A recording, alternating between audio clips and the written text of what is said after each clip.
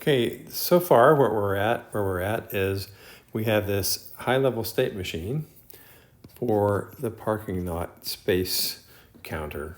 All right, so remember our goal is to display the number of empty spaces in a parking lot, and we're controlling that by, if we would have a car coming in, we decrement the available space counter, and if we have a car coming out, we would increment the available space counter.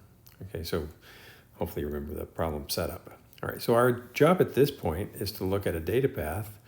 And so I think it's fairly obvious that you're going to need a deregister. All right, so we can have a load and a clock, of course. So I'm going to call this load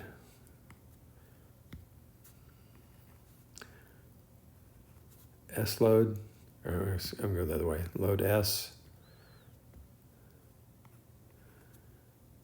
It should be a capital S. And I'm going to have something that gets loaded, and I would have the output. This would be the register S that we're controlling. All right, and I have two different cases here. So I've got, or actually three different cases. I've got S equal M, S equal S plus 1, and S equal S minus 1. Since I have more than one thing, I'm going to need a multiplexer coming in here. And the multiplexer is going to have control lines. So maybe it'd be S1 and S0. Sometimes I write that as a vector. This time I'm going to write it out as two scalars. All right, so then we have lines 0, 1, 2, and 3 for the inputs to the multiplexers. And I could take line 0 to be the constant M from the initial state.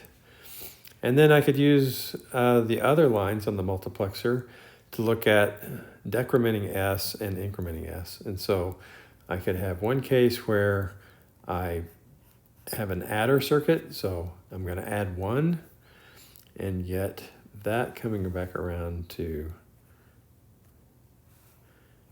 perhaps here.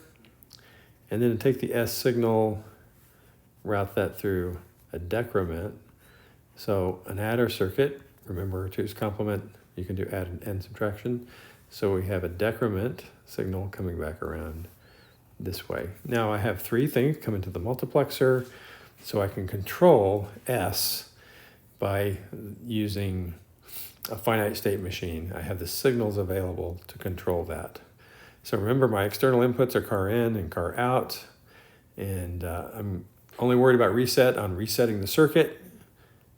Essentially, if the reset signal is tied to the clear on all the flip-flops, you go back to the initial state. All right. I don't want to gloss over that detail too much because that's an important detail if you're actually going to build this. All right, so there's the data path. I think that's all we would need. And so in the next video, we'll talk about the finite state machine.